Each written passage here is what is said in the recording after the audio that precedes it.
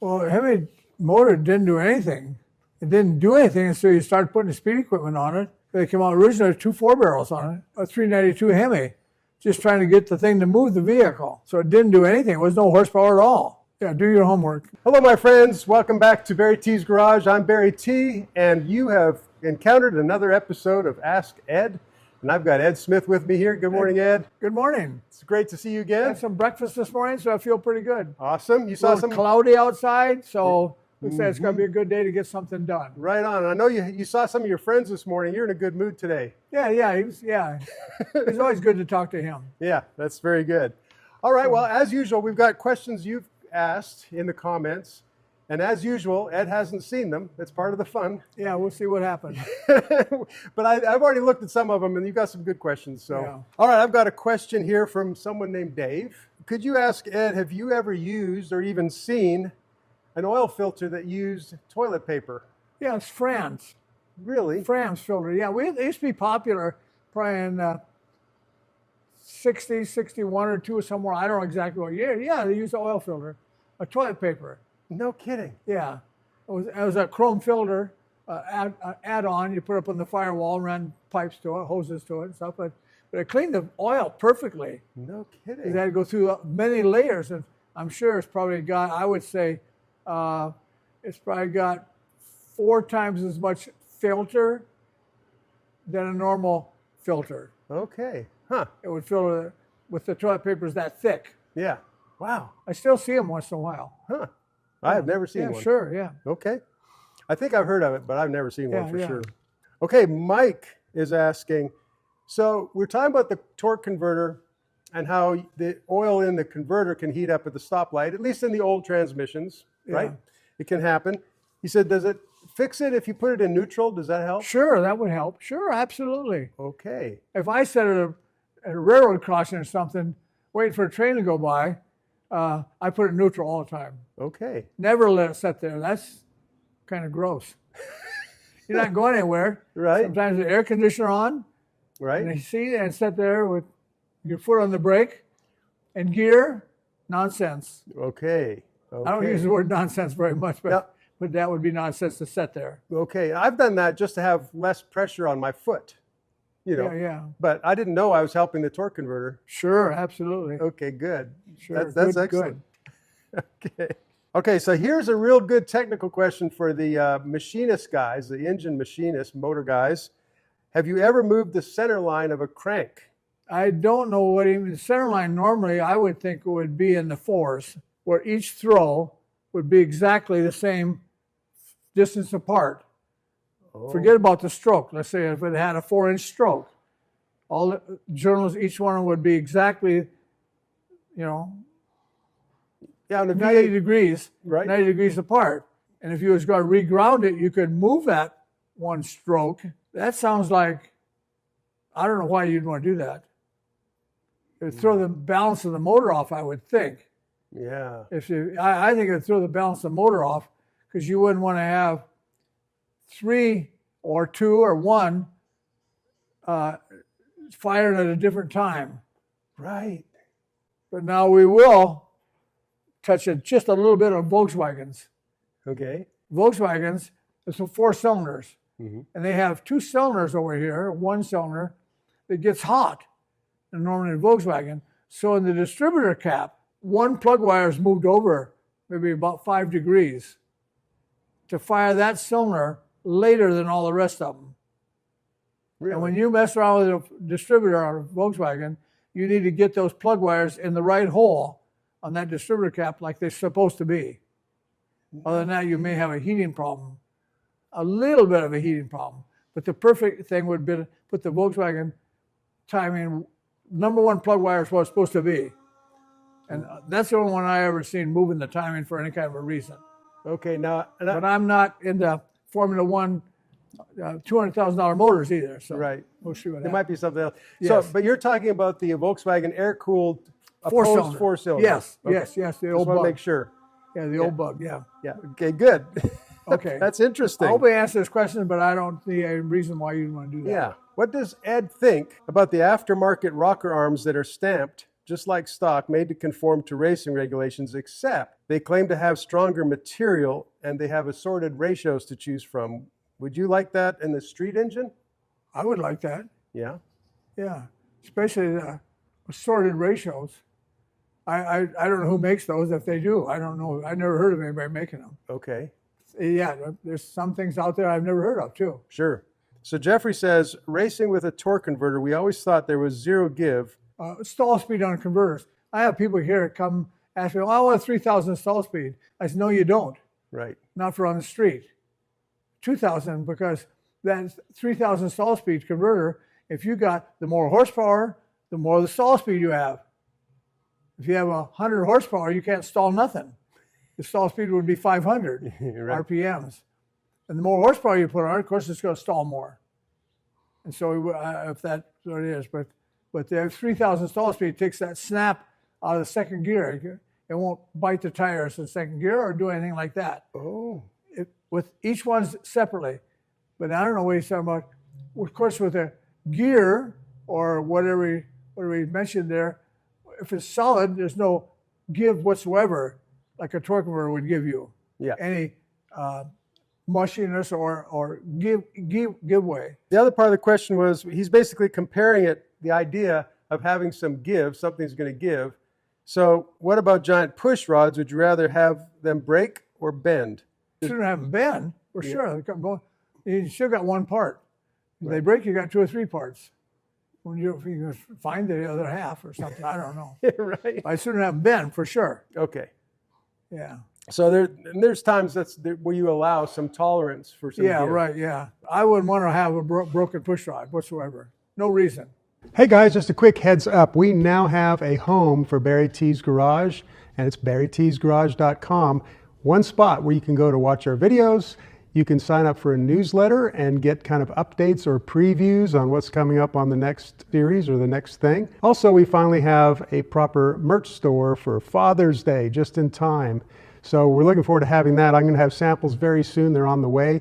In the meantime, you can check that out. And we're excited to have better ways to connect with you. Some of you want to support us. Thanks so much for all your support, everybody. Well, Jim says, my friend had a flat-bottom boat. We've got a boat question here. Okay, I got a boat. With a 406 Ford FE from 1963. Okay, all right. Okay. Maybe tri-power. Yeah, that probably, yeah. After getting the engine rebuilt, the oil pressure was very low. It had something to do with the oil pressure relief valve and the oil system being a center oiler system versus a side oiler.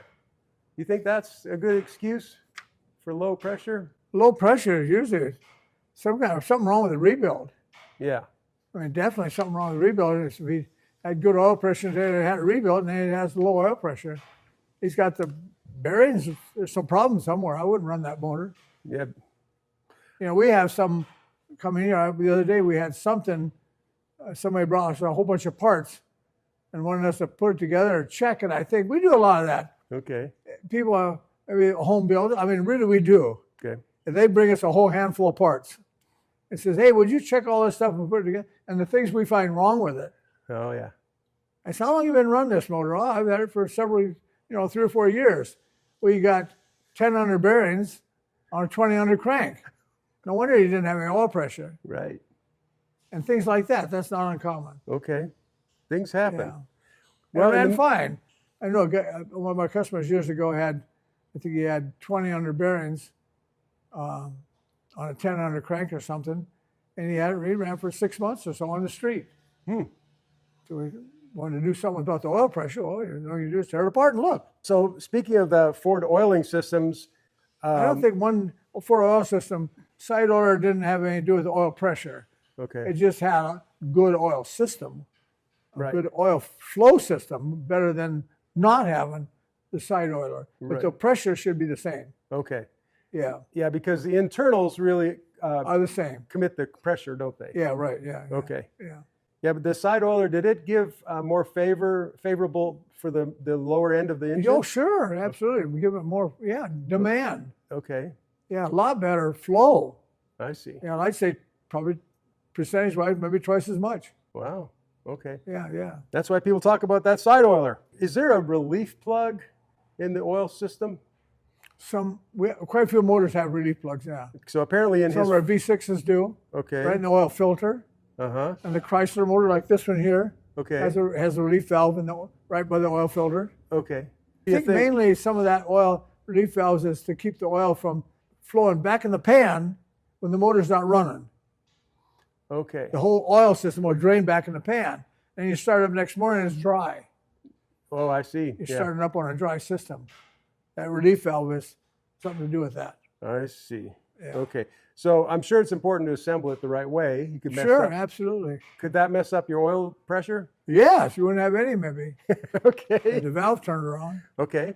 The rear cam plug. Do you put it the cup in or out? How do you do? 394s, It's the a cup is 406. out. Okay, cup out. All the rest of them I think are in. Okay. Yeah, do your homework. Yeah, sounds like there's a lot of homework. Yeah, if you don't, that rear plug has to go plug out when you put it on a 390, 360 Ford, and because the cam goes back in that plug. Oh, so it's not the cam. If you won't don't have locate it, you put the cam in it, and you line the gear up and pound it in there. And the rear plug, you just throw the rear plug out. Oh, Yeah. So there's a reason for that, not just saying, oh, well, some go in, some go out. Yeah. yeah. Okay. Do your homework. Okay. Very good. Yeah. All right. Okay, John has a rebuilding question. It's got, I know he didn't do this, but too long of a bolt in the oil in the water pump, and screws it right in there and goes through the water pump, into the block, into the cylinder wall, and right into the piston. oh my gosh, right. Yeah. So now the motor won't turn over, but that's, whatever. That would be a problem. Yeah, that'd be a problem of mounting something on there that's, yeah. Before we go to the next question, why don't you show me that carburetor and the gizmo that you have with it? Let's take a break. From Okay, the we'll take a little questions. break and talk about carburetors. Yeah. Okay. I have a piece here that I found hanging on the wall, and it's a deflector, wind deflector, and it looks like it goes on a Ford. Okay. And I think it has some numbers on it here, but it goes under the carburetor, and the air from the fan would go and hit this and deflect around the carburetor and keep the carburetor cool. Really? Yeah, it's aluminum. I So it cools the carburetor, so the carburetor stays cooler. And definitely we don't want to get the carburetor hot where it boils the gas. And we know for a fact that colder the gas, the better the car runs. Yes. But this is one of the things that the Ford factory did, this factory. No kidding. Yeah. You see it hanging on the wall, and we just said, what is that for? Yeah. It has some numbers. I'll try to repeat those numbers. Let me get my glasses on a little bit here. Okay. I think it was 64. It might have a date on it here. It has a 4ZE for Ford people. Mm-hmm. It might have a 9S5 36AE. But I don't know that much about Ford. It's got a part number 126 of 84. Huh. So it probably was on an 84 Mustang Yeah, that'd or be 85 if they made this in 84. Yeah. sure. Yeah. Yeah. Well, that makes sense. And one of the other carburetors, we talk about carburetors, we don't talk about that much. And I don't know if I've ever had a carburetor out here that I can talk about. Here's one of our carburetors, and this happens to be a Holley type carburetor. Uh-huh. And it's a double pumper. I mean, it's just got accelerator pumps on both ends of the carburetor. I see. Yeah. And it's probably an 800 or 850 carburetor. I think it's probably on alcohol. That It sounds has like- some glass things you can see where the fuel level is at. Uh-huh. Sight glass. Sight glasses, yeah. Sure. It's got some heavy duty arms on the accelerator pump. Well, yeah. Yeah. And we've talked about this several times before, the little holes in the butterflies. Right. I did that on the carburetor on this 454 I just was running the other day here Uh-huh. because it didn't idle right. It had too big of a camshaft. I see. So I drilled those holes in there, and it closes the butterflies a little more when it closes and gets into the idle circuit better. I see. Okay. And that's what I see. I did this for years and years and years. Uh-huh. On anything that's got a high performance cam, low vacuum, you need to close the butterflies a little better. Oh, I see. Yeah. And this happens to be one that's got all four because it idles on all four barrels. And we'll turn it over here. It's got little air jets. These things were actually Weber carburetor jets. And that jets, you can jet your airflow for air, not fuel. You have to have a ratio of 14:2:1. And to get that ratio with a lot of fuel, you need to add more or less air. And that's what each one of these jets are for. There's 8 in this carburetor. And you Pretty expensive carburetor. and you can change those out on. And you change those for the air. Yeah. Yeah. Wow. It's a pretty good carburetor. This carburetor here is probably maybe $2,000 carburetor, Yeah. something like that. Sometimes with the people with a tunnel ram, big block Chevy tunnel ram in a boat or something, it won't idle right. Yep. Can't do it. Then we always drill those holes in it. How many carburetors he has, and you can play with the carburetor a little bit, and you can get them run really nice. They don't have to be slobbering around and spitting and backfiring all the time and stuff like that. Yeah. Someone named Panhead, he says, I'd like to ask Mr. Ed Smith if a race engine running on 95 octane would run better or have more power if you added injected propane. I don't think it would run better on propane. Okay. We played around with it maybe 5 years ago on an RV. And there used to be somebody in Las Vegas that knew a lot about propane, and he changed some of the motors over to some particular propane, trying to get better fuel mileage, Okay. not necessarily more horsepower. And we talked about that. See, and I've seen a couple of customers have it on there, and I don't know if he ran it all the time or if he just tried to run it going uphill. But I know natural gas or propane vehicles run hotter. They run a little hotter. Yeah. And we normally said if it was on propane, they'd have 25% less horsepower and 25% less gas mileage. 25% less horsepower and 25% gas mileage. So we wouldn't recommend it. I think it was for a motorhome that the propane tank was huge, Right. and it was a bulk tank type thing. Right. You could go further without buying fuel. Sure. And the motorhome's already got propane. Yeah. So Yeah. you've already got a system to tap into. Yeah, or something like that. Yeah. Yeah. Okay. All right. Well, now Dan is asking, is it reasonable to have an expectation of a 600 horsepower engine for a long term, like a small block Chevy or LS or Gen 3 Hemi, that you can have a fun 600 horsepower but still daily drive it and let it live 100,000 miles? No. Okay. Anytime you hot rod a motor and start doubling the horsepower, you short live it the same amount. It's not going to last.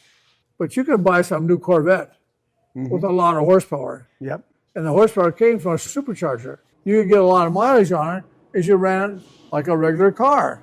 Yeah. And you didn't try to race everybody from every stop sign. Original motor, something like, you can make a motor like that and drive, but don't start racing every stop sign. Sure. I can say I have a 600 horsepower motor, but I only use 100 horsepower of it. That's fine. I could run forever. Right. So maybe there is a way. For his question about a street motor for long term, if you're only getting on it once in a while, Yeah, fine. you'll probably be okay. Yeah, absolutely. Okay. I can't say it's not going to last. No. It depends on how you drive. The tires will last longer too. Now we like these classic engines, like the old 348, the W motor. Yeah, I guess. W more. Yeah. Okay, so the 348. He says, since they're so close in size, how do you compare a 348 to a 350, the Chevy 350? We got some good horsepower out of a 348. Did you? Yeah, because they had that tri-power, and like the 60 Chevy was 335 horse. I had a brand new one, a 60 Chevy, 335 horse tri-power solid lifters, and a 60 Chevy big car. Yeah, And that car went fast. I believe you. And I think it had a lot more horsepower than the stock 350. But the 350 again had 375 horse too, Right. with their horsepower. I think the 350 Chevy motor wound up faster. The 348 was a long stroke motor, and it took a long wind to wind it up. Yeah. You had to change the gear ratio. The 350 Chevy motor maybe had a 410 gear, and the 348 would have had a 350 gear. I see. It was more torque. The 348 was a lot more torque, Okay. not necessarily RPMs and horsepower. Yeah. Two different motors. What do you think about what the Hemi engine design did for racing? Well, Hemi motor didn't do anything. Okay. This big, heavy piece of engine. It didn't do anything until you started putting the speed equipment on it. And I think even in Chrysler, to get the thing to move, any kind of a big car, you had to have two carburetors on it. They came out originally with 2 4-barrels on it. Yeah. A 392 Hemi, just trying to get the thing to move the vehicle. Right. So it didn't do anything. It was no horsepower at all. Okay. Until you put a supercharger on. And a supercharger, you put a supercharger like this on it, and there's no limit. All of a sudden, it was all over the place. Yeah, it's all over, yeah. Yeah. It was a good design. Airflow was perfect. That's why it ran so good, and it still runs so good today. Okay. Any kind of race car motor, big as far as drag racing now. Yeah. We're not talking about Formula One, Right. 20,000 RPMs or something, but the things, it's still the best motor. Yeah. But when it was original, it didn't do anything. Somebody asked me, what's the fastest car you ever drove? And it was a letter car in 1960. It belonged to a factory. A guy owned a factory there in town in Ohio, Edgerton, Ohio. That's where I came from. And he owned the jack factory. They made all the bumper jacks. Okay. And that jack handle, the wrench. Oh, yeah. But he had this letter car. And I remember I ordered seat belts for it, maroon inside, and I put maroon seat belts in it. And me and the salesman, Mr. Hug, from there, and we took it up along the railroad tracks on a straight stretch of highway, and I think I got up to 132 or something like that. Wow. And the telephone poles were going by really fast. And so I drove it, and he watched the tachometer and whatever it was. But That's fun. That's the fastest I ever drove a car on the street. Yeah. Not necessarily today, because I drove faster. Yeah, but that's on a track. That's in those days. Yeah. Okay, I've got one more propane question. It's a short Okay. one. Was propane hard on the valves? No, it kept it clean. Kept it clean. Yeah, I don't think it was hard on the valves. I never heard. Most of the tractors, farm tractors, are propane. Uh-huh. Diesels are propane. You never hear anything about valve problems with any of that stuff. Yeah. I don't think so, no. Yeah. John says he watched an engine builder back in the 80s. He would bore his engine 35 over and put a 30 over piston in it with 40 over rings, and then gap them like a 0.007 gap. Yeah, that's fine. A little bit, but still around 5,000 is a lot for piston. Yeah. So I'm reading into that he's making up that difference with that oversized ring somehow. He's not making up the cylinder wall distance. It's a lot of cylinder wall play. That's a lot. But I don't know what kind of engine he was building either. No, we don't know. We have no idea. Chevy, Ford, No. a big motor. I would think that probably would have been okay for a big bore Pontiac motor. Okay. Because see, right now, today, we bore them, instead of boring 30, we might bore them 31 and 32 I see. and put a standard or 30 over piston in it. Give us another 2 or 3 thousandths piston, because in Arizona, they get hot. Yeah. Do you know anything about Brzezinski ported ram's horn exhaust? If you had a 400 horsepower motor, and this is Rick asking, do you have any idea how much horsepower you could pick up using those special exhaust manifolds? Ram horn's exhaust is the Corvette's exhaust, is what he's talking about, I see. with the 3-inch pipe, or 2.5-inch pipe, excuse me. Yeah. 2.5-inch pipe. That's always better than the 2-inch pipe, for sure. Yeah. Yeah, we've always liked that Ram's horn 2.5-inch pipe, for sure. Yeah, absolutely. Yeah, but you don't know the end. But I have no idea how much horsepower you pick up. Yeah. I would probably think common sense would pay 5. I've never ran them on a dyno to find out. Okay. Then how long a pipe you'd have on them. Yeah. There are all kinds of variances there you could have. Yeah.